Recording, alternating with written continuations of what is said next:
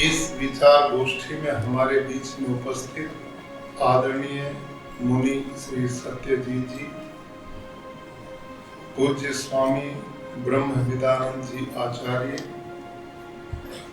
आदरणीय श्री सुरेश चंद्र जी आर्य प्रधान सालद्वेशी कार्य प्रतिनिधि सभा एवं गुजरात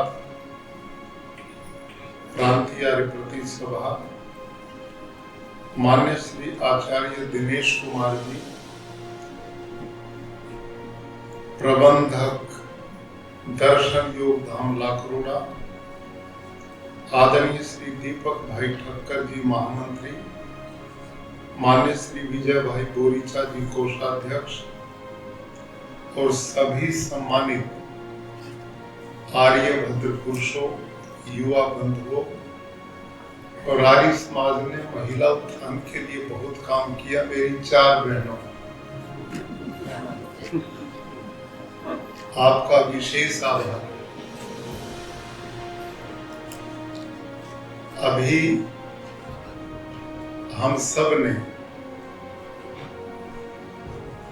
पहले तो 1857 की डायरी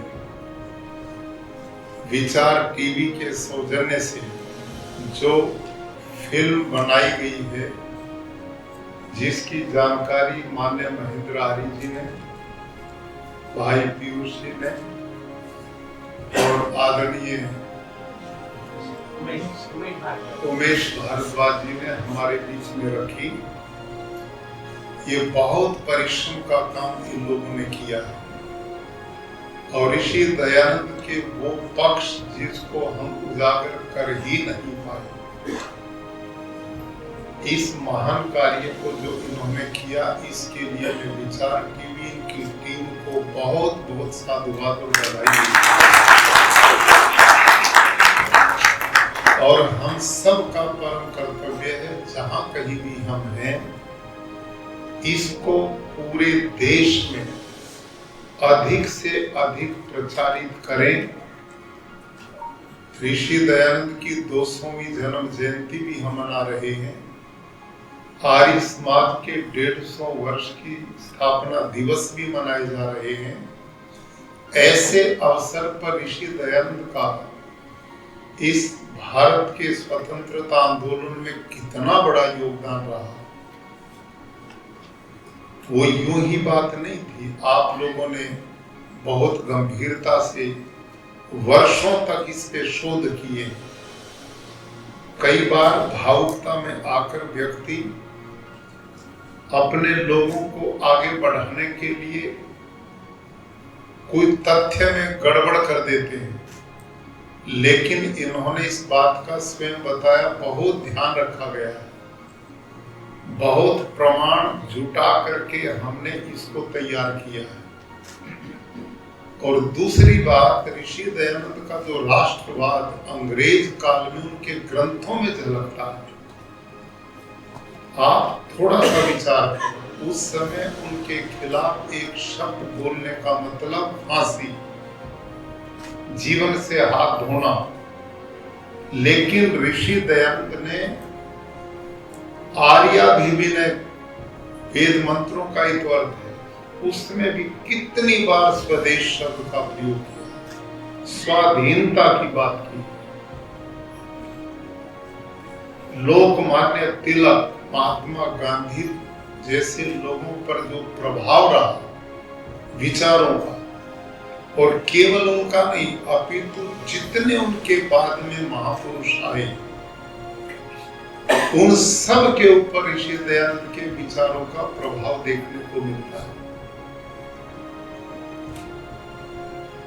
इतने कोट हैं उनके स्वदेश पर, स्वदेशी पर। मैं पढ़ रहा था, उनका एक शिष्य फल काटने के लिए चाकू ले रहा है और वो विदेशी था।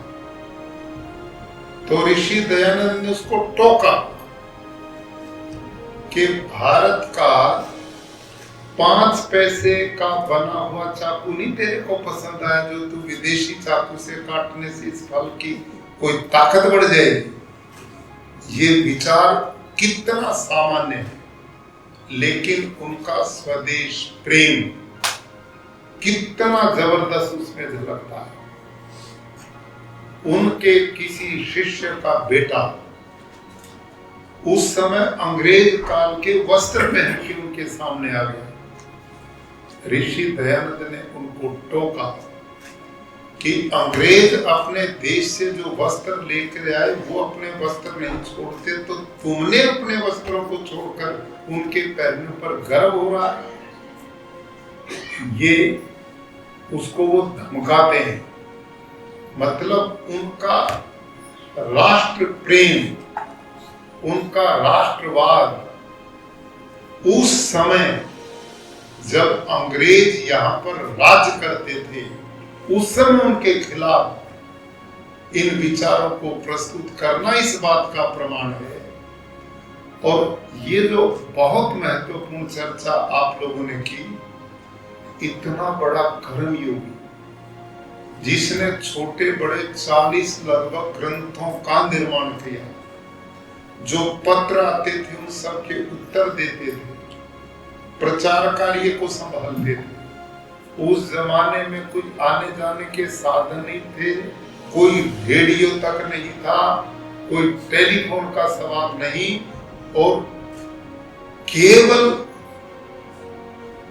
रेलगाड़ियों द्वारा यात्रा करके पूरे देश में अपने विचारों से लोगों को जोड़ने का काम, ये सामान्य बात है।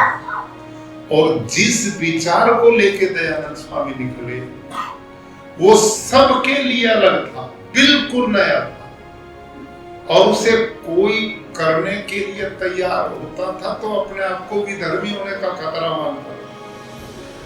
ऐसी स्थिति में दुनिया को बदलना, और कितना बदलना, इतना बदलना कि 1900 से लेकर और 1947 और 50 तक का जो ये 50 वर्ष का कार्यकाल है भारत का, इसमें मानो पूरा देश आर्य समाजमय हो गया। आर्य समाजमय, मैं इस बात को बहुत जगह भी बोलता हूं, विशेषकर उत्तर भारत में मैं देखता हूं। आप किसी गांव में चले जाओ, किसी शहर में चले जाओ, किसी नेता के पास बैठ जाओ, जब आर्य समाज की बात होती है उसी समय अगला बोलना शुरू कर देता, मेरे तो नाना जी आर्य समाजी थे, मेरे तो दादाजी आर्य समाजी थे, मेरे तो ताऊ जी आर्य समाजी थे, मेरी मां आर्य समाजी थी। आप आराम से बातचीत करो, ये इस बात का प्रमाण है कि उस समय कितना जबरदस्त प्रचार आर्य समाज का देश में हुआ। और उस समय के जो क्रांतिकारी थे, सरदार भगत सिंह के परिवार को ले लो, राम प्रसाद बिस्मिल को ले लो, और जितने भी उस काल के वो लोग थे, वो सभी ऋषि दयानंद और उस विचारधारा से प्रभावित आपको मिले। लाला लाजपत राय, वो तो आर्य समाज को धर्म की मां बोलते थे और ऋषि दयानंद को धर्म का पिता बोलते थे। भाई परमानंद जैसे कितनी बड़ी वो श्रृंखला थी जो उनके विचार से प्रभावित हुए। जब उनके विचार से सत्यार्थ प्रकाश पढ़ के लोग क्रांतिकारी बन गए, तो ऋषि दयानंद के जीवन के 3 वर्ष को शांत रह करके बैठने वाला बाबा था क्या? सोचिए आप, वो समय को यूं ही खराब कर दे। योगाभ्यास वो पहले सीख चुके हैं, गुरु से पूरी शिक्षा प्राप्त कर चुके हैं, तो ये 3 साल कहां चले गए उनके जीवन के? इस पर विचार। वो केवल इस काम पे लगे थे जो एक डायरी बनी, जो एक फिल्म बनी। तो इस विचार को हमने प्रबलता से खूब बढ़ाना चाहिए, जिससे ऋषि दयानंद का वो स्वरूप भी लोगों को देखने को मिले। इसके लिए मैं पुनः विचार टीवी ऋषि दयानंद आर्य समाज के जिस मिशन को बढ़ा रहा, वो सब बहुत बहुत बधाई, साधुवाद के पात्र। एक दूसरा, आदरणीय प्रधान जी ने अपने विचार प्रस्तुत किए और उन्होंने गहरी संवेदनाएं व्यक्त की समाज की वर्तमान स्थिति और युवा पीढ़ी की हालत, कैसे हम घटते जा रहे हैं, कैसे बच्चे व्यसनों में फंसते जा रहे हैं, किस प्रकार के आज हमारी ग्रस्त जीवन का वातावरण बना हुआ है। निश्चित रूप से ये बहुत बड़ी चिंता का विषय है और यही तो मुद्दे होते थे आर्य समाज के। मेरे आदरणीय बंधुओं, आर्य समाज यूं नहीं फैला था कि हम आर्य समाज में चले गए, हवन कर लिया, 5-4 बुजुर्ग आ गए, घर वापस आ गए। इससे कैसे बढ़ सकता था? जो इतना बड़ा विस्तार हुआ उस समय आर्य समाज का, जेलों में आजादी के समय कहते सारी जेलें इन लोगों से भरी पड़ी। इतना बड़ा आंदोलन क्यों हुआ? इसलिए हुआ था कि उस समय जो भी चुनौती थी और समाज को जो तोड़ने वाले विचार थे, उन सब पर सीधा कुठाराघात आर्य समाज के लोगों ने किया। ये जो छुआछात का बहुत बड़ा आंदोलन अब चला महात्मा गांधी जी द्वारा, इससे पहले तो स्वामी दयानंद के शिष्य इसको बहुत बढ़ा चुके थे। उन्होंने इस काम को बहुत पहले शुरू कर दिया। आर्य समाज के इतिहास को आप पढ़ें, ऐसे ऐसे दीवाने थे हमारे गांव के लोग कि उस समय गांव में सवर्ण का कुआं पानी भरने का अलग था और हरिजनों का और दलित का अलग था, और उनके कुएं का पानी सूख गया तो सवर्ण भरने नहीं देते थे। ऐसे समय आर्य समाज के लोग भूख हड़ताल करके बैठे कि मैं प्राण दे दूंगा यदि हमारे दलित भाइयों को तुमने पानी नहीं भरने दिया। उनके पशु भी हमारे तालाब में पानी नहीं पीने जा सकते, गली में चलते उनकी छाया नहीं पड़ सकती थी, घर में कोई आ गया तो नीचे बैठना पड़ता था, दहली जहां दरवाजे में प्रवेश होता। इतना हालत खराब उस समय। ऐसे समय पर उस विचार से अलग विचार देना कितनी बड़ी, बहुत बड़ा क्रांतिकारी काम है, और इसको फिर इंप्लीमेंट करवाना, ये आर्य समाज के सन्यासियों ने किया, आर्य समाज के प्रचारकों ने किया, आर्य समाज के दीवानों ने किया, और इसके लिए पता नहीं सैकड़ों आर्य समाज के लोगों के बलिदान हुए, उनकी हत्याएं की गई। इतना बड़ा काम हुआ था, और जब ये काम होता था तब पूरे समाज में एक वातावरण खड़ा होता था कि आर्य समाजियों ने आज उन दलितों के लिए काम किया। वहां अकाल पड़ गया, वहां आर्य समाजियों ने जीवन दान दिया, उनके लिए प्रबंध किया। महिलाओं को नहीं पढ़ाता था, उनके लिए गुरुकुल बनाए, पुत्री पाठशालाएं बनाई, उनकी पढ़ने की व्यवस्था पूरे समाज से अलग होकर के की। ये जो कार्य थे, इन्होंने आर्य समाज के प्रति लोगों के दिलों में जगह बनाई कि कितना ये लोग काम कर रहे हैं। कहीं आजादी का आंदोलन, कहीं डीएवी मूवमेंट के द्वारा जो चिंता विधर्मी लोग पढ़ाई के नाम पर बच्चों के बदल रहे थे विचारों को, उनके लिए डीएवी मूवमेंट खड़ा हुआ। स्वामी श्रद्धानंद ने गुरुकुल प्रणाली को जिंदा करके इस देश में सैकड़ों गुरुकुल बेटे बेटियों के अलग अलग चले। तो वो जो काम हुए ना उस समय, और वो काम आर्य समाज के लोगों ने किए, लोगों के लिए किए, तो हर वर्ग का लोग जुड़ा। आर्य समाज में कोई जाति विशेष के लोग नहीं है, ध्यान करो। समाज के हर वर्ग के लोग आर्य समाजी बने।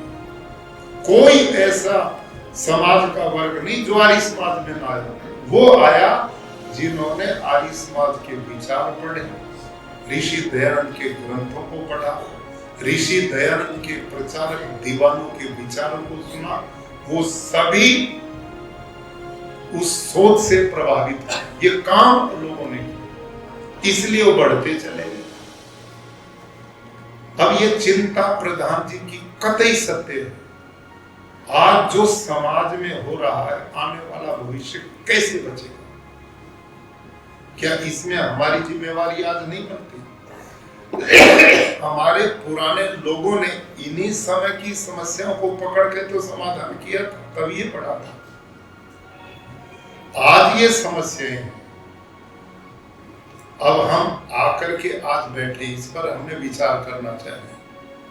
और माननीय मंत्री जी ने आपकी जो गतिविधि आर्य समाजों की सुनाई, गांधी धाम की चर्चा उन्होंने की, राजकोट की, सूरत की और की, मैं उन सबको साधुवाद और बधाई देता हूँ। पोरबंदर की आप जहां जहां जिस काम को कर रहे हैं उसके लिए बहुत बधाई, साधुवाद। लेकिन मैं थोड़ा सा परिवार के नाते कड़वा बोल जाऊं तो मुझे माफ कर देना, लेकिन मेरे बोलने के पीछे आप इस बात को समझो, मेरे मन में अपने परिवार के प्रति प्रेम है।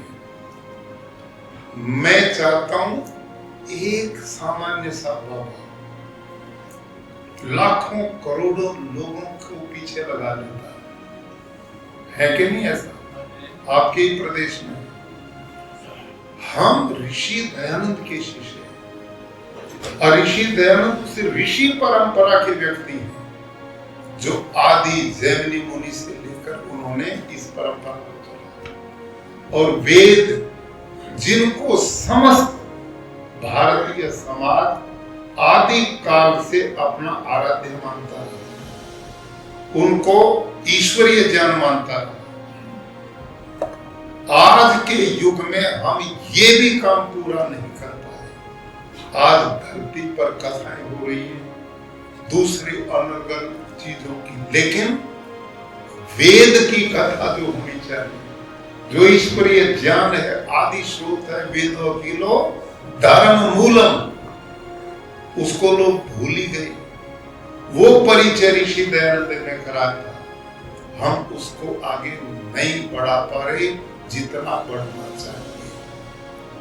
अब ईमानदारी से थोड़ी सी मैं भी इसमें सम्मिलित हूं, आप ये ना कहो कि मैं आपको ही बोल रहा हूं, लेकिन मेरी मन की इच्छा ये है कि मैं एक आर्य परिवार में पैदा हुआ। मेरे पिताजी दृढ़ आर्य समाजी थे, दैनिक अग्निहोत्र करते थे, किसान होते हुए उनका एक भाव रहा, इसीलिए मेरे को उन्होंने गुरुकुल में पढ़ने के लिए भेजा। वहीं मैं पढ़ा और मैं उस परंपरा में पढ़ा जिसमें ये साधु संत लोग पढ़ाते, उसमें भी रहा। तो उस नाते मेरे को आर्य समाज से बहुत लगाव हुआ। मैं तो प्रचारक के रूप में काम किया आर्य समाज में। तो मैं कैसे ये चाहूंगा कि ये धरातल की ओर जाए, हम आर्य लिखें और फिर यूं शर्म करें कि हम कहां खड़े हैं। ये भाव नहीं होना चाहिए। कौन सी ऐसी कमजोरी है जो हमें आगे नहीं बढ़ने देती, इस पर सोचना चाहिए, इस पर चिंतन करना चाहिए। जितने आप लोग पूरे प्रदेश के लोग, पूरे प्रदेश, गुजरात कितना बड़ा प्रदेश है, जिस हरियाणा प्रदेश से मैं आता हूं, मेरा पूरा हरियाणा प्रदेश आपके कच्छ जिले से छोटा है। समझ में आई बात? आपके कच्छ एक जिले से छोटा है पूरा हरियाणा प्रदेश क्षेत्रफल में। इतना बड़ा प्रदेश और हम इतने आदमी, जितने आप आज सारे बैठे हो, हम क्योंकि उस प्रदेश के हैं जिस प्रदेश के हमारे गुरु दयानंद स्वामी, वो इस धरती पे पैदा। आप थोड़ा विचार, स्वामी नारायण संप्रदाय के सहजानंद महाराज स्वामी उत्तर प्रदेश गोरखपुर के पास पैदा हुए थे और आपके इस प्रदेश में आए। वो कहां है और आप कहां? देखो, बात करना अलग है। यूं हवा में बात करके हम करते रहे तो और नीचे जाएंगे। धरातल पे आओ, खड़े कहां? आज स्थिति कहां है? उनके संप्रदाय में एक आदमी आ गए। यहां उनके संप्रदाय में हर वर्ष सैकड़ों नए नौजवान सन्यासी जुड़ जाते हैं। आया ना बोलो? आप तो इसी प्रदेश के हो, मैं गलत कह रहा हूं क्या? और वो कौन है? डॉक्टर है, इंजीनियर है, बड़े बड़े पढ़े लिखे हैं, बहुत संपन्न परिवारों के बच्चे हैं। एक तो बाबा जी मेरे को मिला, उसके पिता ने बेटे को भी दान कर दिया और साथ में करोड़ रुपए भी दान कर दिए। दोनों काम मेरे पास, तो इसमें काम करते हैं मेरे साथ प्राकृतिक खेती मिशन। वो सन्यासी कह रहे मेरे पिता ने मुझे भी दान किया और वो हाई क्वालिफाइड है और 1 करोड़ रुपए भी दिया साथ में दान के रूप। भाई हम बैठ करके किसी की आलोचना कर ले, निंदा कर दे, वो एक अलग अपने, लेकिन यूं सोचो हम खड़े कहां? मंत्री जी ने बहुत अच्छा आपका विवरण दिया। जिन लोगों ने काम किया मैं पुनः बधाई देता हूं। लेकिन मंत्री जी ने जितने भी आर्य समाज कहे, कोई 90 साल पुराना है, कोई 80 साल पुराना है, कोई 70 साल पुराना है। हमने नए कितने बनाए वो भी तो बताओ ना, ये भी तो बताओ ना। नए हमने क्या? वो तो वो बना के चले गए, उस जमाने के लोगों ने बना दिए। हमने क्या किया? ये विचारणीय बात नहीं है। नंबर 1। नंबर 2, भाई एक ओढ़व आर्य समाज है यहाँ पे, दिखा ना। उन्होंने ये बताया 400 परिवार उन्होंने अपने साथ जोड़े। आज आप सब यहाँ आए, अभिनंदन स्वामी। मैं इससे ज्यादा कोई अपेक्षा नहीं करता, बस इतनी कृपा कर दो जितने आर्य समाजों के आप अधिकारी आए, कुछ भी यहाँ सुनने बताने की जरूरत नहीं, केवल ओढ़व की नकल करो। जैसा वो करते वैसा करो, सारे इस काम करो। यदि ये प्रधान जी कर दिया तो कल्याण होगा। हम कह रहे ना, विचार करो, सोचो कैसे बढ़ाए, क्या करें। अरे इससे बड़ा उदाहरण क्या होगा? इससे बड़ा उदाहरण क्या? उदाहरण से बड़ा छत पे तो बेचारों ने आर्य समाज बनाए, पैसे की कमी होगी और 400 परिवार जोड़ दिए और उनकी गतिविधि आपने आंखों से देख ली कि नहीं देख ली? तो मेरा नम्र निवेदन आपसे, हम उस प्रदेश में हैं जहां ऋषि दयानंद ने जन्म लिया। ये प्रदेश तो पूरे भारत के लिए आदर्श बनना चाहिए। उसके घर में ही हम नहीं तो बाहर कैसे होंगे? आदमी घर से इज्जत है तो बाहर होती, घर में नहीं तो बाहर वाला कोई नहीं पूछता। नियम है दुनिया का। तो हम इसको एक आधार और प्रमाण मान के चले। एक अगली बात, एक कमजोरी हर समय बताई जाती है कि हमारे पास पैसा नहीं, हमारे पास धन नहीं, हमारे पास इनकम का साधन नहीं, हम अभाव में। आज के युग में गुजरात जैसे प्रदेश में, जो कतई शुद्ध बिजनेसमैनों का प्रदेश है, एक गांव का आदमी कतई सामान्य पढ़े लिखे, सूरत में सारे हीरे के व्यापारी गांव के 6-7 पास लोग, 10वीं भी पास नहीं सारे मानते, भाई जब वो इतने बड़े संपन्न अमीर हो सकते हैं, तुम्हारी समाज इतने कमजोर है कि वो मांगते ही रहेंगे लोगों से। आपका क्यों नहीं ब्रेन काम करता? आप साधन बनाओ।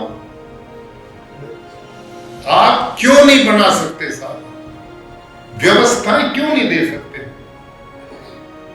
यहां एक कार्यक्रम अभी 1.5-2 साल पहले हुआ था, स्वामीनारायण संप्रदाय, 1 महीना चला था, याद है कि नहीं?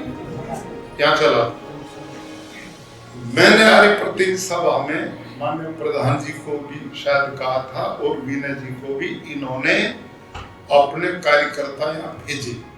मैंने इसलिए कहा कि हमें सीखना चाहिए, जो अच्छी चीज हो सीखो। अपने घर का अपने आप हमें कुछ करना नहीं आता और उसे सीखेंगे नहीं, यूं ही रह जाएंगे। मैंने कहा 1 महीना प्रोग्राम, उसको आपको देखना चाहिए व्यवस्थाएं कैसी होती हैं। और बहुत अच्छा किया इन लोगों ने, दिल्ली से अपनी व्यवस्था के लोग यहाँ भेजे उन दिन। और जब वो कार्यक्रम का उद्घाटन हुआ, उनके कार्यक्रम का, तो उस कार्यक्रम में माननीय प्रधानमंत्री जी को बुलाया, मुख्यमंत्री जी थे, मैं भी बुलाया और मैं उस कार्यक्रम में गया।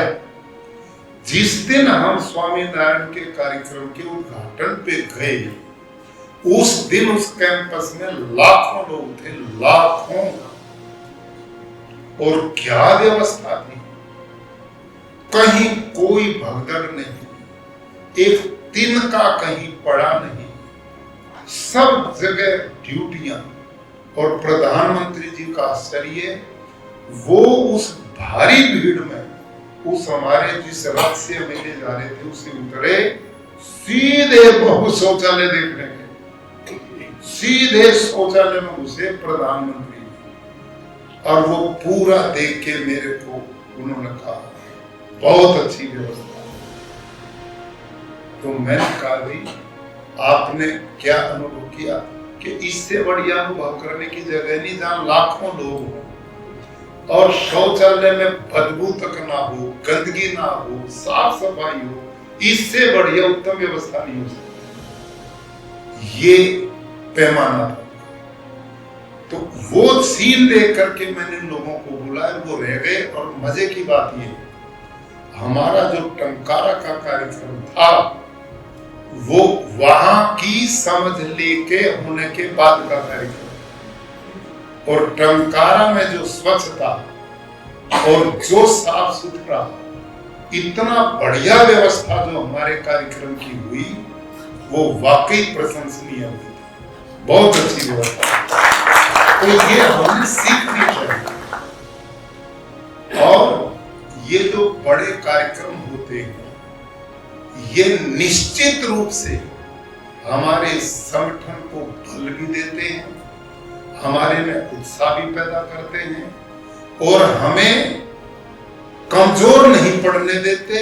इकट्ठे होकर यूं लगता कि हम अकेले नहीं, बहुत हैं। आज आप इतने लोग आएंगे, एक दूसरे से मिलोगे कि नहीं? परिचय में आओगे। आपने ओढ़व का प्रोग्राम देखा, मेरे को भी ओढ़व का नहीं पता था, यहाँ इतना बढ़िया काम है। एक दिन वो युवा प्रफुल्ल भाई जो अभी आए और कृतेश भाई पटेल, हाँ, वो अपनी टीम के साथ मेरे पास एक दिन आए। मैं पहली बार इतना उत्साह हुआ कि गुजरात में 6 साल मेरे को हो गए, ये पहले क्यों नहीं मिले? पहले मिलते तो हम ये प्रोग्राम और अच्छी तरह आगे बढ़ाने का काम करते। तो मैं आपसे लंबी बात न करते हुए इतना निवेदन करूंगा कि आपके प्रदेश में इतने बढ़िया युवाओं की टीम है ओढ़व में, आप इन बालकों को, युवाओं को सहयोग करो और इनके इन कार्यक्रमों को देखो, सीखो, अपने यहां सब जगह लागू करो। इसके लिए साधन स्वयं जुटाने का काम करो। आपको मैं एक अनुभव की बात बताता हूं, प्रयास करोगे तो सब संभव है, सब कुछ संभव है। उदाहरण के रूप में गुरुकुल कुरुक्षेत्र है, कोई गया वहां पे? आप गए? कब गए? अभी अगले 2-4 साल में, ठीक है। 1981 में मैं 21 साल का था। उस समय मेरे को गुरुकुल आचार्य के रूप में मेरे को वहां बैठाया, और वो हमारा नहीं, आर्य पृथ्वी सभा हरियाणा का गुरुकुल है, उसकी स्वामिनी सभा वो। मेरी 21 साल की आयु इसलिए नहीं बैठाया गया, मैं बहुत ही योग्य था, नो करना उनका मिशन था, कोई वो चले। मेरे को एज ए हरियाणा में एक शब्द चलता पाली, पाली पता किसे कहते हैं? हाँ, जो पशु को इकट्ठा रखने की ताकत रखता है, चराने वाला, ये सोच थी। वहां के मंत्री थे, जैसे हमारे मंत्री जी आज जो उन्होंने बोला, वहां भरत सिंह सैनी नाम के एक मंत्री थे। वो मेरे को कहने लगे, भाई तू इसकी रखवाली कर। मैं जवान था, तगड़ा था, कुश्ती करते थे उस समय, गुरुकुलों में पढ़ा, कि तू इसकी रखवाली कर। ये नहीं कहा इसको चलाना, देखो सोच, ये नहीं कहा मेरे को कि चलाना है, आगे बढ़ाना, कि इसकी रखवाली करनी। क्यों? क्योंकि इस गुरुकुल के नीचे 180 एकड़ का फार्म था, और वो सारा लोगों ने कब्जे कर लिया, अपने नाम गिरदावरियां करवाई। 22 साल की गिरदावरी लोगों ने अपने नाम। 1 इंच भूमि गुरुकुल के पास नहीं थी जब मेरे को बिठाया, और कहने लगे वो तो गई, ये जो गुरुकुल चाहे तू इसको संभाल ले, लट लेके बैठ जा कि इसकी रखवाली कर दे। समझ में आई पर्दा? ये था मेरा आचार्य बनावा, रखवाली का। और वहां 50-40 बच्चे गुरुकुल में। कौन थे? दीनहीन, गरीब, असहाय के बच्चे, और ऐसे बच्चे जिनसे पड़ोसी भी दुखी थे, इतने उदंड कि इसको वहां भेज दो। वो बच्चे 50-40 बच्चे, कोई जमीन का टुकड़ा नहीं, कोई इनकम का साधन नहीं, 55 गाय भैंस भी थी, गाय 55, दूध 18 किलो रोज होता था। समझ में? 55 गाय भैंस, दूध 18 किलो, ये गौशाला का व्यवस्था, ये हालत। मेरे से पहले विश्वनाथ जी नाम के आचार्य थे वहां पे, वो रात के 12 बजे टेम्पू में सामान भर के वहां से भागे, चोरी करके नहीं भागे, चोरी नहीं की थी, इसलिए भागे कि वो जो 50-40 बच्चे थे उनके भोजन का भी प्रबंध नहीं कर पा रहे थे, बच्चे भूखे थे, और वो व्यवस्था नहीं कर पड़े, छोड़ के चले। इस हालत में गुरुकुल मैंने संभाला, आई समझ में? इस हालत, और मैं 21 साल का था, 21 साल का। लेकिन ईश्वर कृपा भगवान की होती है। मैं दिन में उन बिगड़े बच्चों को पढ़ाता, रात को गांव में जाके उनके लिए गेहूं मांगता, कहीं चावल मांगता, कहीं पैसे इकट्ठे करता। उस समय 25 रुपए महीना उनकी फीस होती थी, वो भी कोई नहीं देता था। मैं फीस मांगू तो कह रही थी बच्चे को ले जाते, मैं कहीं बिल्कुल ही गई। और जब फीस पूरी होती फिर मांगते हो, बच्चे को ही ले जाते थे, और कोई ठीक सा बच्चा था उसको ले जाते थे। मैं कहा ले क्यों जा रहे? तो बढ़िया चल रहा, बढ़िया पढ़ने लगा, कि जी बढ़िया पढ़ने लगा इसलिए ले जा रहा हूं। करो क्या करो, ये काम हुआ मेरे साथ। और उस अवस्था में भीख मांग के लाना, इधर इनको ये काम करना, जमीन पूरी के कब्जे। ऐसी अवस्था में धीरे धीरे मैंने उन्हीं बच्चों में से अखाड़ा बनाया करते, वहां कुश्ती कराते, उनको खेल कराते। पढ़ाई में तो किसी काम के थे नहीं, क्योंकि 0 थे, लेकिन उस खेल कूद में ऐसे बच्चे मैंने पैदा कर दिए धीरे धीरे, जिन्होंने अपने वजन में गोल्ड मेडल ऐसे चला। और ऐसे बच्चे मैंने पैदा किए कि जो 2 बच्चे तो पंजाब से उस काल के डीएसपी रिटायर हो गए, जो 10वीं मैंने कराई उनसे सेकंड डिवीजन, पाली थे पशु चराने वाले, लेकिन कुश्ती इतनी बढ़िया वो करने लगे कि उन दिनों पंजाब में उग्रवाद था 1984-85, और उग्रवादी पुलिस के परिवारों को भी मारते थे, पुलिस का मनोबल टूट रहा था पंजाब में। तो वहां केपीएस गिल थे,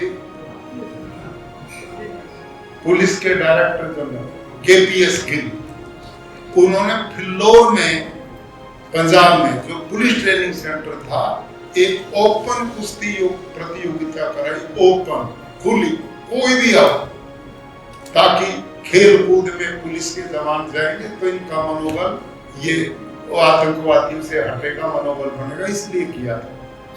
और मेरे जो 2 पहलवान थे ना जो पशु चराते थे, उनको मैंने शुरू किया था पढ़ाने, और धीरे धीरे 10वीं वो कर गए 50-55 नंबर से, और कुश्ती में अच्छे बना दिए।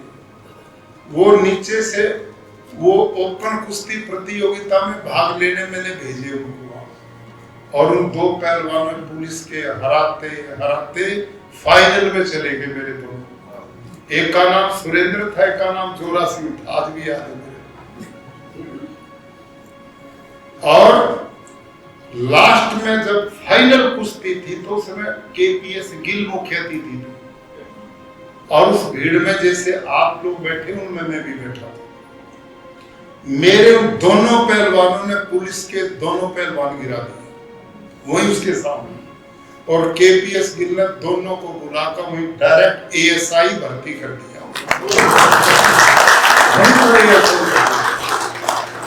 पाली पशु चराने वाला, अब वो डीएसपी एक रिटायर हो गए, होने वाला है। उस जमाने ऐसी मेरे साथ एक नहीं सैकड़ों घटनाएं, जो अपराधी बनते पता नहीं कहां जाते वो बदले। तो ऐसे बच्चे आए तो उनका नाम चला, अखबारों में चला, ख्याति हो गई, लोगों ने और बच्चे भेजे, उनमें ठीक भी आने लगे, उनमें मैं छटनी लगा करने, धीरे धीरे और मेहनत की। मेरे पास धीरे धीरे 40 से 100-150 बच्चे हुए। उदंड को ज्यादा होता निकाल देता, और पढ़ाई कराता, मेहनत कराता, और उससे धीरे धीरे रिजल्ट इम्प्रूव आगे बढ़े। खैर लंबी चर्चा न करते हुए अंत में बताता आप जो अभाव की बात करते हैं ना, वो इसलिए मैं कहता हूं रास्ते कैसे बनते हैं। इस बीच में मैं दान मांगता और इन बच्चों को आगे बढ़ाता, और जिन जिन लोगों ने कब्जे किए उनके खिलाफ कोर्ट केस किए, उनके खिलाफ मैं लोगों से, गांव से मिला, मैंने बड़े बड़े लठैत भी इकट्ठे किए, और एकदम मैंने 10-15 ट्रैक्टर लोगों के लेकर, जन समुदाय लेके पूरे खेत बा दिए, उनके उजाड़ दिए, और वहां पर जो होना था हुआ। बड़े बड़े संघर्ष हुए, लेकिन 180 एकड़ 1 इंच भी जमीन नहीं छोड़ी, वो वापस पृथ्वी सभा आज सारी जमीन 22 साल की गिरदावरी सब लेकर के पुनारी पृथ्वी सभा हरियाणा के नाम 1-1 इंच जमीन में, और उसकी चारों तरफ तार बैठी 1 इंच भी। देश में एक गुरुकुल है जिसने अपनी जमीन बढ़ाई, अभी 10 दिन पहले 2 करोड़ की नई जमीन लेके और सभा के नाम पर अभी 10 दिन। ये वहां की स्थिति थी। गौशाला, वो जितनी गाय थी ना 18 किलो दूध देती थी, 55 गाय। मैंने लोगों को बोला जिसको जो पसंद आए ले जाए, सबकी विदाई समारोह 3 गाय मैं लेके आया, और उस समय 3-4 हजार रुपए मारती थी गाय, वो मैंने ली बच्चों के दूध पिलाने के लिए, और उनका 10-10 किलो दूध था, 10-10 किलो, और 7 गाय मैंने दानी लोगों से, मैं मंडियों में जाता, गांव में जाता, मंडियों में एसोसिएशन इकट्ठी की लाले लोगों की, भाई गुरुकुल में बच्चे पढ़ते, वो बेचारे दूध के बिना रहते, तुम सारे मिलके गाय दान करो। और मैं लाडवा एक मंडी है, वहां की एसोसिएशन ने मेरे को उस समय 8,000 रुपया दिया एक गाय, टॉप की गाय, 20-22 किलो दूध देती, 8,000 रुपया। उसका नाम मैंने लाडवी रख दिया, लाडवी से।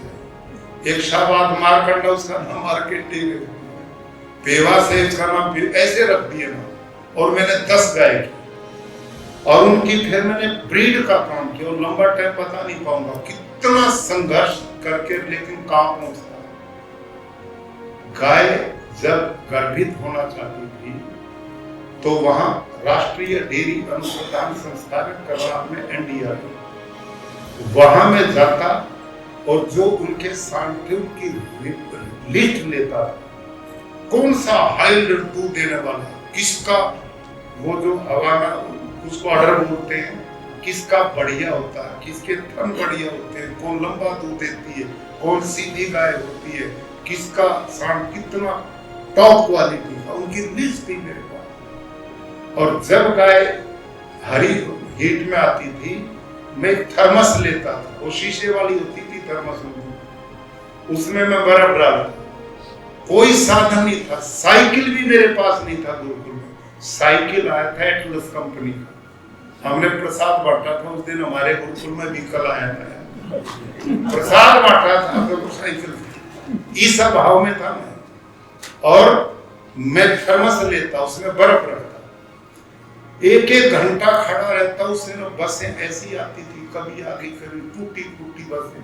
वहां से मैं पिपली एक जगह 9 किलोमीटर, वहां से मैं वहां जाता, वहां से फिर मैं एक बस पकड़ता करनाल के लिए, एक लिबर्टी चौक था वहां उतरता, वो सीमन सेंटर पुल का वहां से 3 किलोमीटर था, मैं पैदल वहां जाता, फिर वो सीमन सेलेक्ट करके उसमें लेता, और इसी तरीके से वापस आता, और फिर वापस आता तो मैं पशु अस्पताल में जाता, और वहां के डॉक्टर को मैं लेता, उस पे मोटरसाइकिल थी, मैं उसके पीछे बैठता, और फिर मैं गाय को सीमन लगवाता ताकि मेरी ब्रीड उन्नत हो। और वो ब्रीड जो 10 किलो दूध की गाय थी ना, मेरी पहले बार, इस साल पिछले वर्ष मेरी 3 गाय 61 किलो 200 ग्राम दूध एक दिन में। मेरे पास 50 गाय अब ऐसी हैं जो 40 लीटर से 50-60 लीटर तक प्रतिदिन दूध देती है, और उसमें साहिवाल, थारपार, कराठी, गिर, हरियाणवी, रेड सिंधी, ये भारतीय ब्रीड हैं, जिसको मैंने 22 लीटर तक पहुंचा दिया, और 25 लीटर पर ले जाने का लक्ष्य है। देसी गाय, ये गौशाला मैंने बनाई, सारी जमीन छुड़वाई, और इस समय मेरे पास 1,500 बच्चे पढ़ते, 19 प्रांत के, और वो बच्चे 19 प्रांत के। वहां से अब पता क्या हाल है, पिछले वर्ष, इस पिछले वर्ष एक ही साल की बताता हूं, 17 बच्चे मेरे NDA में गए, 9 बच्चे मेरे नीट में गए, 7 बच्चे मेरे IIM और IIT में गए, और 24 बच्चे मेरे NIT में गए। एक साल वहां जज के बच्चे, डॉक्टर के बच्चे, इंजीनियर के बच्चे, राजनेताओं के बच्चे। पिछले साल में 13,500 बच्चे एडमिशन के लिए आए थे, 13,500 में से 250 बच्चे मैंने छांटे। समझ में आए कहां से चले कहां गए।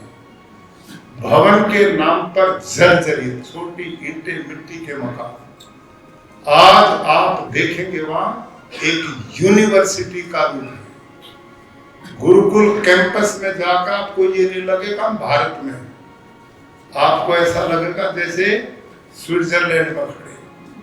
इतने साफ, एक कतरा नहीं दिखा सकते आप 35-40 एकड़ के कैंपस। वहां नेचुरोपैथी का हॉस्पिटल, क्योंकि ये मानता था ना मैं दोबारा जिंदा हुआ। 1998 में मेरी मृत्यु घोषित हो गई थी, 1998 में। मैं दान मांगता था, दोपहर में जाता था, गर्मी लू लग गई, टाइफाइड हो गया, बिगड़ गया। मैंने सोचा तू लेट जाएगा तो बच्चे भूखे मरेंगे, फिर कौन दान देगा। वहां इतना बिगड़ा, मेरी बड़ी आंत में जख्म हो गए, ब्लीडिंग हो गई, अल्सरेटिव कोलाइटिस हो गया, क्रोनिक हो गया। डॉक्टरों ने कहा जिंदा रह नहीं सकता, इसमें आंतें खत्म हो गई। मैं नेचुरोपैथी से ठीक हुआ, मेरठ में 5 लिए गए। वहां मैंने इलाज पौने 3 महीने कैसे किया, वो लंबी कहानी है। ईश्वर व्यवस्था हुई, दोबारा जीवन मिला, उस पद्धति से जीवन मिला तो मैंने उसका हॉस्पिटल बनाया और मेरे बीमारी के हजारों लोग ठीक हुए। 1 लाख से ज्यादा लोग वहां स्वास्थ्य लाभ ले चुके, लाइन लगती है हमारे नेचुरोपैथी। वहां स्विमिंग है, शूटिंग है, हॉर्स राइडिंग है, सभी भारतीय खेल है। बच्चों के लिए विशाल हॉस्टल अच्छे। आज हमारे स्कूल की बिल्डिंग पूरे हरियाणा में एक भी स्कूल की बिल्डिंग हमारे मुकाबले की नहीं, एक भी। इतना लेटेस्ट मॉडर्न सिस्टम हमने बनाया और उसके साथ आर्ट्स विद्यालय भी चलता हूँ। उसमें हम वेद, वेदांत, दर्शन, शास्त्र, व्याकरण के विद्वान 1 रुपए हमसे नहीं लेते। सब बच्चों को निःशुल्क वहां केवल आर्ट्स पाठ विधि का विभाग, वो पिछले 15-16 साल से 20 साल हो गए लगभग, तब से 2001 में शुरू किया था मैं, 25 हो गया तब से वो भी चलता। आर्ट्स विद्या भी चलती है, आधुनिक विद्या भी चलती है। दुनिया में कंपटीशन है। दुनिया के लोगों ने अपने मॉडर्न स्कूलों के नाम बदल के गुरुकुल लिख दिए। ये गुरुकुल का प्रभाव माना कि गुरुकुल, और हमने वो श्रृंखला खड़ी कर दी। बेटियों का एक गुरुकुल बनाया, 3 और बनाया, 5000 बच्चे पढ़ते मेरे पास, जहां 40 बच्चे थे। ये व्यवस्था हो और आप पैसे की करते हो। मैं गुरुकुल से 1 करोड़ रुपया वेद प्रचार में खर्च करता हूँ 1 साल। समझ में आया? आप ये कहते हैं कहां से आएगा, करोगे तो आएगा ना। सोचिए कहां से आएगा। आज मैं दिक्कत क्या है, वे अच्छा ईमानदारी से बताओ आर्यो, आर्य प्रतिनिधि सभाओं का काम मूल रूप में क्या था, बोलो। वेद प्रचार था या और भी कुछ था? वेद प्रचार था। आप बातें करते हैं सारे, पूरे देश की बात मैं करता हूं, पूरे भारत की। हमारे बुजुर्गों ने आर्य प्रतिनिधि सभाएं बनाई और इनमें वेद प्रचार विभाग थे, सब में वेद प्रचार विभाग। आज पूरे देश में आर्य प्रतिनिधि सभाएं तो हैं, वेद प्रचार विभाग है ही नहीं। जब वेद प्रचार विभाग नहीं तो प्रतिनिधि सभा किस काम की है? इसका उत्तर क्या है? जब वेद प्रचार ही नहीं सभा के द्वारा, तो ये काम आर्य समाज का कैसे बढ़ेगा? उनका मिशन ही है। लेकिन मैंने गुरुकुल में पूरे देश में पहला गुरुकुल, पूरे इंडिया में जितने भी गुरुकुल हुए, जिसमें मैंने अलग से वेद प्रचार विभाग, उसका कार्यालय, उसमें 18 प्रचारक। पिछले 2012 में गुरुकुल को 100 वर्ष हुए थे बने। हमने शताब्दी वर्ष मनाया। मैंने लोगों की भीड़ में, हजारों लोग आते हैं हमारे पास, मैंने भीड़ में घोषणा की, भाई लोगों, आपने मेरी बहुत मदद की इस गुरुकुल चलाने में। मैंने बहुत दान लिया। 2012 के बाद मैंने निर्णय लिया 1 रुपया भी दान गुरुकुल में नहीं लूंगा, 1 रुपया नहीं लूंगा। गौशाला के लिए 1 पैसा नहीं मांगूंगा। आज गुरुकुल 2012 से शताब्दी वर्ष के बाद 1 रुपया कोई आदमी बता दो पूरे देश में मैंने कोई रसीद गुरुकुल की दान की काटी? कोई दान नहीं मिले। हाँ, तुमने मेरे को दिया जब जरूरत थी, अब मैं तुम्हें दूंगा। तुमने दिया, मैं तुम्हें दूंगा।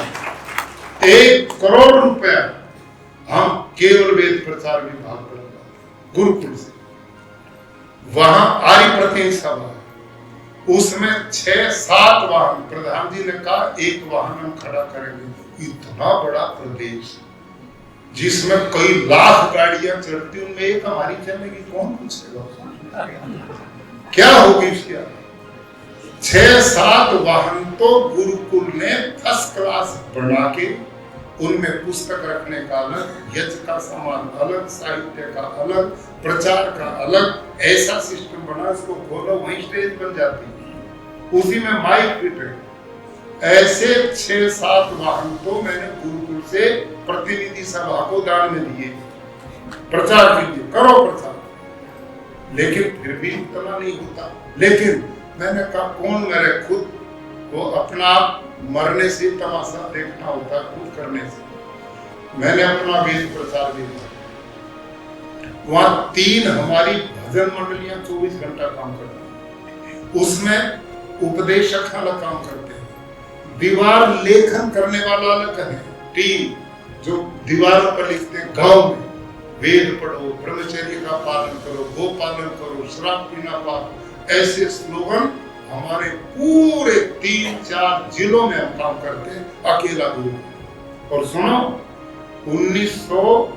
2012 से अब तक हमने 500 वाली समाज नहीं बनाई, 500।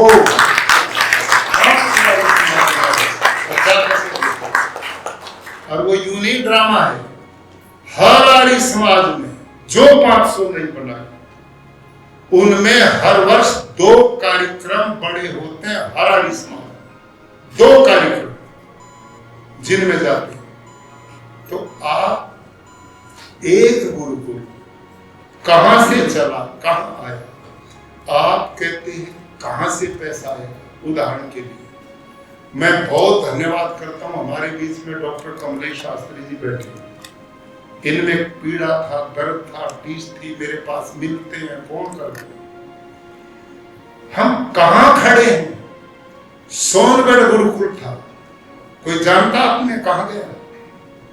कहां गया? खंडरात में बदल गया। आपके गुजरात में है, क्या करें आप लोग? 6 साल से मैं जो मदद चाहिए लोग कंट्रोल तो करते। वहां बेटियों का गुरुकुल चलता था, बेटों का चलता था। मेरे को खुद मनसुख मांडविया, जो आपके प्रदेश के इस समय खेल श्रम मंत्री है, पहले वो स्वास्थ्य मंत्री थे, वो उस गुरुकुल में पढ़े। कह रहे मैंने 12वीं क्लास सोनगढ़ गुरुकुल से की। उन्होंने बताया कितना बढ़िया। मैं खुद गया एक दिन वहां पत्नी के साथ। इस तरफ बेटियों का गुरुकुल था, इधर बेटों का था। 100 एकड़ जमीन लोगों ने कब्जे कर लिया, कोई मतलब नहीं। हम बैठे गुरुकुल बेटियों का आपके बड़ौदा में, कितना बढ़िया गुरुकुल था। 1975-76 में नंबर 1 पे था।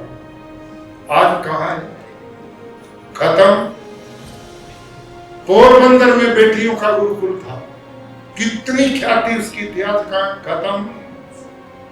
कितने आर्य समाज आपके यहां थे, कब्जे कर रहे लोग, खत्म।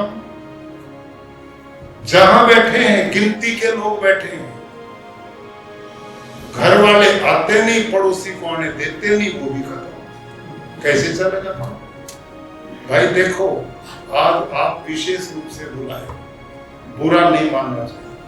हम परिवार के लोग अपने घर में भी जब उतार चढ़ाव आते तो बातचीत करते हो, उसे निकलने की कोशिश करते हो। ये जो खाली बातें से काम नहीं चलता। आप दयानंद की धरती के लोग यहां आदर्श स्थापित करने चाहिए, इसको बाहर निकाल। अब गुरुकुल सूपा, आपने चिंता की शास्त्री जी कई बार मेरे पास आए, उसमें एक भी आर्य समाजी नहीं। इतना बड़ा गुरुकुल, 100 एकड़ जमीन, पूर्णा नदी के किनारे, भव्य भवन, सारी चीज, एक भी आर्य समाजी उसमें नहीं था। इन्होंने प्रयास किया, मेरे पास कई बार आए, इनको अंदर हमने प्रवेश कराया। अब इन्होंने नया चुनाव किया। अब तो अब कई आ गए ना, कितने लोग ले लिए आपने? अपने सीधे जुड़े हुए नहीं है, पर सब अपने प्रभाव में है, अपनी विचारधारा के अनुसार कार्य करने वाले हैं। बस यूं नहीं चलेगा बोल मोड़ का। सारा प्रबंध वो हमारा है, वो किसी का नहीं, वो आपका। सर ये सामने हमने 400 सदस्य बनाए हैं अपने हरिस्मानी परिवार के। इस बार जो झगड़ा था, उस झगड़े में भी हम भी कूद जाते हैं और कहीं निष्फलता मिलती तो हम और पीछे चले जाते। इसलिए उन्हीं लोकल व्यक्तियों को आगे रखा जो हमारे प्रति श्रद्धा भक्ति रखते हैं। उनको कहा कि वह यहाँ आर्य समाज का काम होगा, गाँव में आर्य समाज का प्रचार होगा। उसके लिए उन्होंने फंड की भी व्यवस्था की और सब अपने विचार के अनुरूप है। अब अगले साल 3 साल के बाद फिर अपने पूर्ण प्रवेश करो, उसमें पूरा प्रवेश हो जाएगा। पूर्ण। इसके लिए इस सारे प्रयास के लिए मैं तो इनके साथ रहा हूँ, लेकिन ये सारा प्रयास कमलेश शास्त्री जी के कारण हो पाया है। तो आप में कोई मुख्याधिष्ठाता चले गए थे आगे या कोई आदमी? वो प्रयत्न चल रहा है। नहीं, प्रयत्न नहीं, आपकी सबकी जानकारी मैं देता हूँ। वहाँ कर्मचारियों में आप अधिकारी तो चलो जैसा है, असली उसमें अनुकूलता आएगी जब आप आर्य समाज के विचारधारा के अध्यापक उसमें प्रवेश करो, वार्डन प्रवेश करो, मुख्य अधिष्ठाता प्रवेश करो। आप सब सुन रहे हैं, इस काम में मदद करो आपकी शास्त्री जी की, और ऐसे लोग दो ताकि मुख्य अधिष्ठाता के रूप में वहां ये स्थापित कर सकें। आचार्य जी कोई ऐसा विद्वान हो तो आप जरूर मदद, स्वामी जी आप लोग ऐसे लोग आप ही देंगे।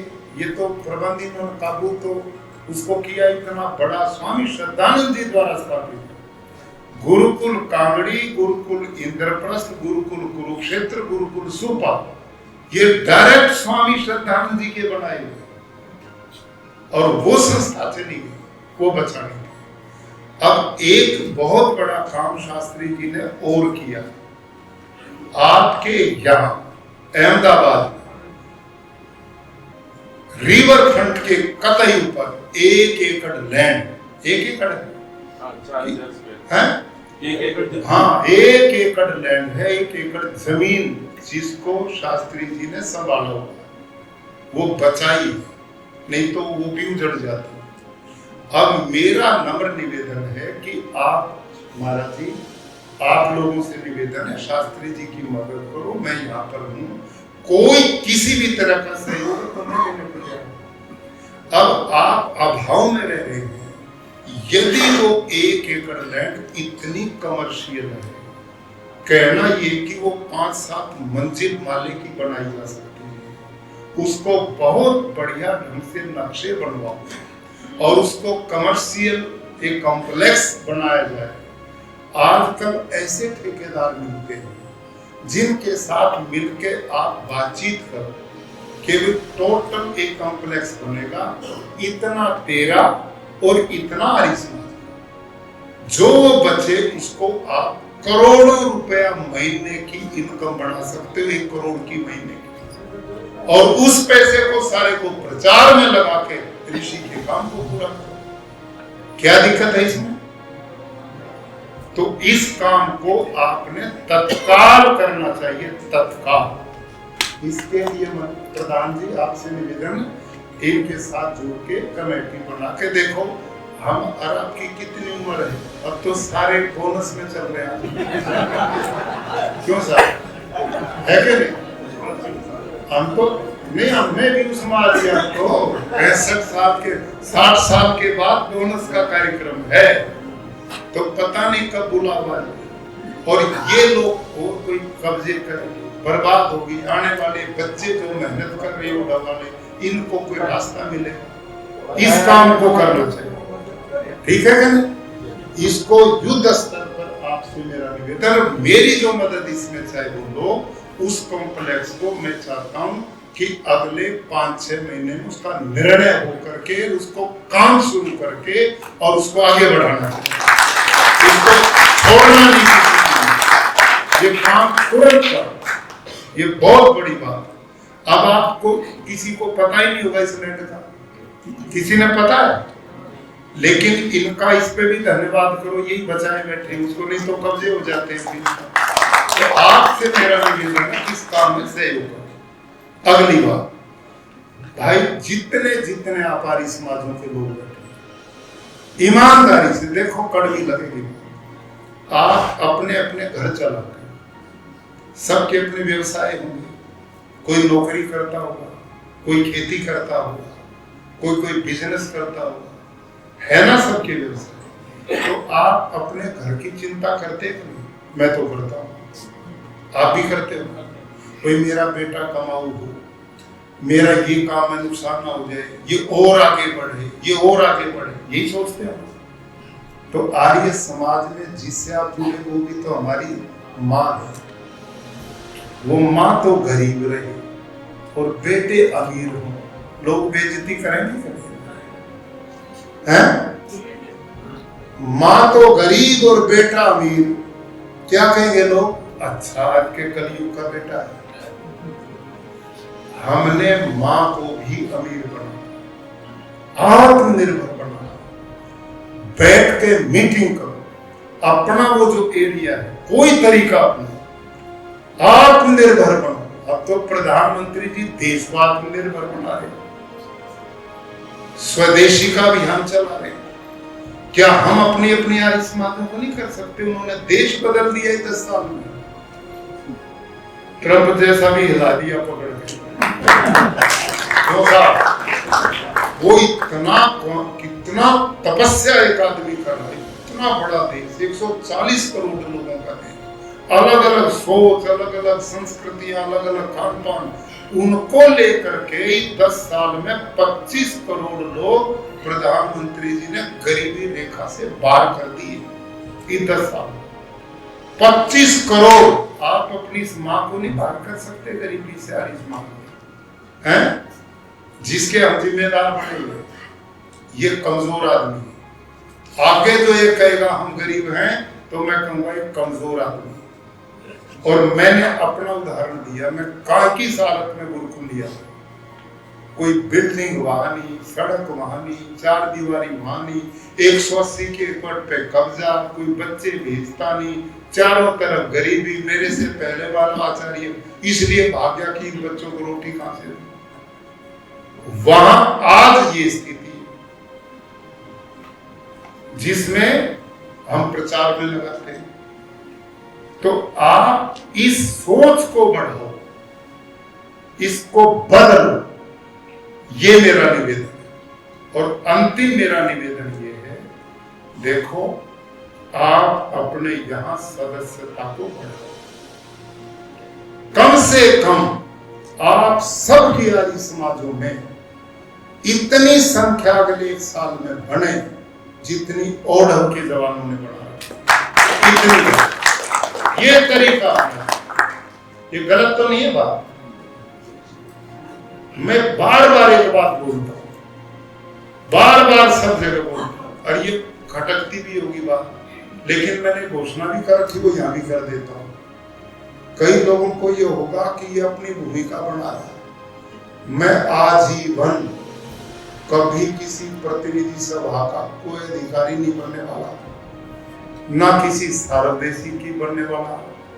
मैंने कोई पद कभी जीवन में आर्य समाज में नहीं लूंगा, लेकिन आर्य समाज का जो काम करेगा रात दिन उसका सहयोग करूंगा, उसकी मदद करूंगा, क्योंकि ये हमारी वाकई मां। आज जिस रूप में वो ऋषि दयानंद आर्य समाज की कृपा का परिणाम है, उससे हमने भूल। मैं आपसे निवेदन करता हूं, आज जब इतनी बढ़िया विचार आर्य समाज ने अपने बच्चों को लेके, अपने रिश्तेदारों को लेके, अपने पड़ोसियों को लेके आप नए नए कार्यक्रम चलाओ। जैसे ओरवा ने, एक चीज से आदमी बोर हो जाता है। कालिदास लिखते हैं जगत पर, क्षणे क्षणे यन्नवता उपैति तदैव रूपम रमणीयता, कि एक वस्त्र पहन कर भी उब जाता है, एक तरह का खाना भी खा के उब जाता है, एक तरह की चीज से वो बोर हो जाता, वो नवीनता पसंद करता, नवीनता और विचारों की विशेष करके विचार। क्योंकि आदमी के ये भारी आवरण तो कंट्रोल हो सकता है, विचार की ताकत सबसे बड़ी है जीवन। विचार आप उनको नई नई सोच दें।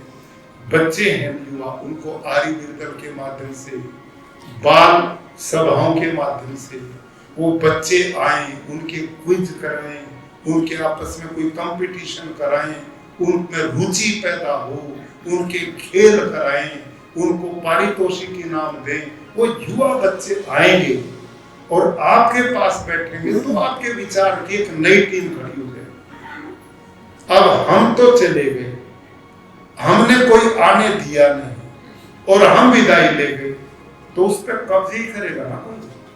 आप दोनों पर कौन आएगा?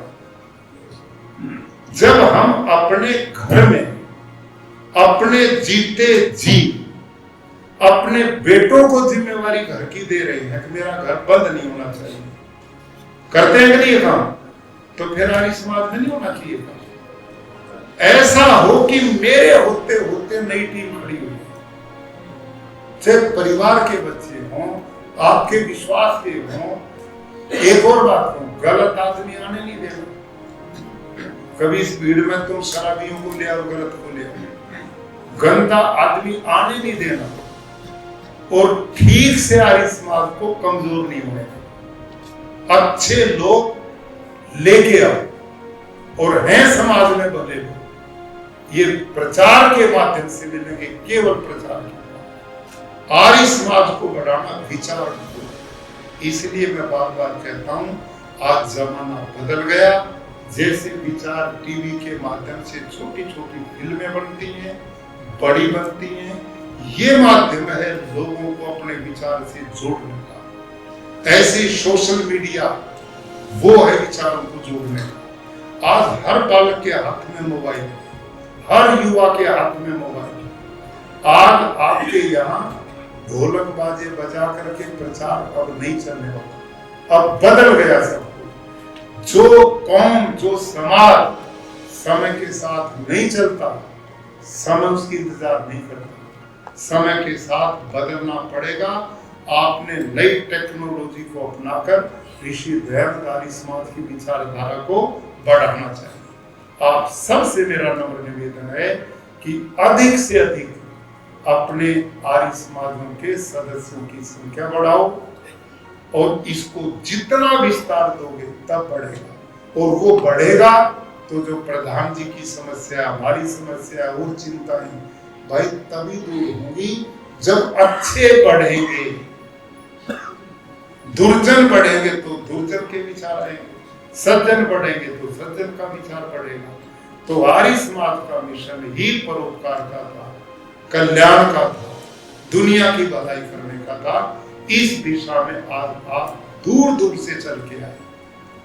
आप एक संकल्प लेकर के जाए ईमानदारी से कि हम अपने अपने आर्य समाजों की सदस्यता को बढ़ाएंगे, प्रचार के काम को बढ़ाएंगे, छोटे छोटे ट्रैक बना करके जैसे प्रधान जी ने दिखाए इनको ज्यादा से ज्यादा बांटेंगे, प्रचार सामग्री को बांटेंगे। लोग तो सड़कों पे खड़े होकर बांटते हैं। देखो ना मिशनरियां क्या काम करती है, कैसे कैसे जाती है। ये काम करना चाहिए। मैंने तो खुद संकल्प लिया, अभी कल क्या 30 तारीख, आज कल 31 को मैं कभी यहाँ चला रहा हूँ डांग जिले से, आदिवासी शुद्ध क्षेत्र। मैंने लक्ष्य लिया मैं डांग में कल जाऊंगा, वहां प्राकृतिक खेती, अब जो पर्यावरण की चिंता की वो बचाती है। अब ये यदि आर्य समाज इसको ही मुद्दा बना ले और एक पूरे देश में अभियान चला ले तो इससे बढ़िया, इससे कोई नाराज नहीं। हर प्राणी को शुद्ध भोजन चाहिए, हर प्राणी को शुद्ध हवा चाहिए, हर प्राणी को शुद्ध पानी चाहिए, चाहिए कि नहीं? तो ये सारे काम तो इससे होती है। गौ माता इससे बचती है, देसी गाय पर आधारित है, पर्यावरण इससे बचता है, धरती माँ जहरीला होने से इससे बचती है, पानी की स्वच्छता भी बढ़ेगी तो पानी भी बढ़ेगा। और इस समय भारत का 2 से 2.5 लाख करोड़ रुपए विदेश जाता है। प्रधानमंत्री जी ने प्राचीर से लाल किले की अभी बोला ना, 2 चीज में भारत सबसे ज्यादा दूसरों पर निर्भर है, 2 चीजों में, और देश का धन सबसे ज्यादा 2 चीजों में बाहर जाता है, एक फर्टिलाइजर पे और एक तेल, पेट्रोलियम पदार्थ, इन पे देश का धन जाता है। 2 से 2.5 लाख करोड़ रुपए प्रति वर्ष विदेश में हम देते हैं, बदले में यूरिया डीएपी खरीदते हैं। ये यूरिया का डीएपी का एक थैला सरकार 3000 में खरीदती है और किसान को 300 रुपए में देती है सब्सिडी, और वो सस्ता करके फेंकते हैं, और वो सारा जहर धरती में, और वो जहर खान पान के द्वारा हमारे में और हम अस्पताल में। ये प्रोग्राम चल रहा है कि नहीं? अब बताओ, आप तो मेरी उम्र के कई लोग बैठे हैं, आप बताओ, आपके बचपन में आपने कभी कैंसर नाम की बीमारी सुनी थी? कोई हार्ट अटैक सुना था? कोई डायबिटीज देखा था? कमाल है, घुटनों से काम कोई नहीं करता, घुटने सबके बदल में सब घुटने। ये सब क्यों है? जहर, स्लो पॉइजन सब खा रहे हैं। अभी 10-15 दिन पहले ये जो दैनिक भास्कर अखबार के पहले फ्रंट पेज पे एक न्यूज आई, 105 महिलाएं जिन्होंने अभी बच्चों को जन्म दिया था, उन पर रिसर्च किया और उनका स्तनपान जो बच्चों को कराती, उनका दूध लैब में चेक किया। 105 में से 105 माताओं के दूध में जहर पाया, पेस्टिसाइड, यूरिया सब में पाया। फिर वो जो गाय भैंस का दूध पीती उसमें भी वही पाया। ये आज हमारा हाल बन चुका है। आर्य समाज इसी मिशन को ले ले और एक अभियान चला दे देश में, तो जिंदा नहीं हो जाएगा दोबारा। इससे गौ माता भी बचती है, धरती माता भी बचती है, हवा पानी बचता है, देश का धन बचता है, लोगों का स्वास्थ्य बचता है। और इसी मिशन को मैंने गुजरात में और पूरे देश में चला दिया। एक प्रधानमंत्री जी ने अब इसको राष्ट्रीय प्राकृतिक कृषि मिशन बना दिया। 2481 करोड़ रुपए पहली बार केवल प्राकृतिक खेती को बढ़ाने के लिए प्रधानमंत्री। एक काम यदि पूरा आर्य समाज ले ले अपने मिशन के साथ, तो लोग नहीं जुटेंगे। जब लोगों की समस्या का हल करेंगे तो अपने आप आएंगे लोग। हम काम तो लोगों का करते नहीं, घर पर गए 5-10 आदमी हवन किया और घर पे आ गए, बता कौन होगा भाई? उनकी दुख दर्द में सम्मिलित हो। तो मैंने निश्चय किया, तो मैं कल जाऊंगा टाउन में, पूरे जिले को हमने जहर मुक्त जिला बना दिया। 5 साल से हम लगातार काम किया। अब एक बूंद भी यूरिया डीएपी वहां नहीं दिखता, एक बूंद भी डाल दिया, सब प्राकृतिक खेती है। और उससे 5 लाख में 5-7 करोड़ रुपया जो उनको सब्सिडी जाती थी वो बंद हो गई, और उनके उत्पाद ज्यादा महंगे बिकते हैं। गौवें जो डांगी धक्के खाती थी सड़कों पर, सबने पकड़ के घर में बांध ली। आप गौ माता की जय, गौ माता की जय। ना दूध पीते ना गाय पालते, गौ माता की हो जाएगी। ये अलग बातें। अब वहां डांग में कोई गाय ढूंढ के दिखा दो, सबने घरों में बांध ली, अपने आप गौ माता की। और गुजरात में 2 लाख देसी गाय मैंने खूंटों पे बंधवाई, 2 लाख। एक गाय का 900 रुपया महीना सरकार से दिलाता हूं मैं किसान को, जो प्राकृतिक ये गौ माता की है। और अब मैंने एक सेट सॉर्टेड सीमन गुजरात में सरकार से निवेदन किया, प्रधानमंत्री जी ने उसको क्रांतिकारी काम किया। अब ये बछड़े घूमते ना सड़कों पर, सब एक्सीडेंट, खेती करता नहीं, सब बेचारे घूम फिर कर स्लॉटर हाउस कत्ल खाने में जाते हैं, सभी घूम। अब ये बंद हो जाएंगे, 2-4 साल में कोई नहीं मिलेगा। अब ऐसा निवेदन करके मैंने कहा सेक्स सॉर्टेड सीमन। अब जो गाय को लगेगा ना सीमन, उससे बछड़ियां ही पैदा होंगी, ये बछड़े नहीं होंगे, और वो ज्यादा दूध देने वाली पैदा होंगी। अब उससे किसान की इनकम बढ़ेगी। और गौ माता का ये पालन हो, ये भी एक काम शुरू हो गया। और वो सीमन विदेश में 2000 में मिलता था, लेकिन प्रधानमंत्री जी ने प्रयास करके भारत में टेक्नोलॉजी विकसित की। अब वो भारत में कुल 250 रुपए में तैयार कर दो, 250 रुपए। और सरकार से हमने आग्रह किया, गुजरात से, किसानों के लिए हमने वो 50 रुपए में देना शुरू कर दिया, केवल 50। ये गौ माता की जय। अब ये सब बछड़ियां आएंगी, गिर की, कांकरेज की, सब अच्छी अच्छी। और ब्राजील से अभी हमने सीमन मंगाए हैं, जो भारत से लेके गए थे, गिर कांकरेज, उन्होंने 35 लीटर की तैयार कर दी गाय, गिर, एक दिन में। और हमने उनके सीमन मंगा लिए। अब अपनी गायों में करेंगे तो यहाँ जो आएंगे बछड़े, उनको बुल बना के आने वाले 5 साल में देश में गाय की नस्ल में क्रांति होने वाली है। ये काम शुरू हो गया पूरे देश में, देसी गौ माता। ये काम चल रहे, कितना बड़ा काम हो रहा है। हम भी तो कुछ करें ना इसमें। केवल संध्या हवन घर में कर लिया और वहां जाकर घर पे आके कौन जुड़ेगा हमारे साथ? भाई कहीं कोई आपदा है वहां खड़े हो जाओ, किसी के सुख दुख में आए। अब ये इतना बड़ा मिशन है पूरे देश का प्राकृतिक। तो मैं जो कह रहा था, मैंने जो योजना बनाई, मैं कल वहां जाऊंगा डांग, वहां किसान सम्मेलन करूंगा साहब, और रात को मैं डांग के गांव में रुकूंगा। गांव, ये राजभवन में नहीं, गांव में रुकूंगा, आदिवासी के घर, और उसी के घर में दलित परिवार में। और मैंने योजना बनाई 235 तालुका की, 235, 33 जिला में मैं सब जगह जा चुका हूं। अब मैं एक एक तहसील में जाऊंगा, हर तहसील में जाऊंगा, और हर तहसील में किसान सम्मेलन करूंगा, गोपालन का होगा, प्राकृतिक खेती का होगा।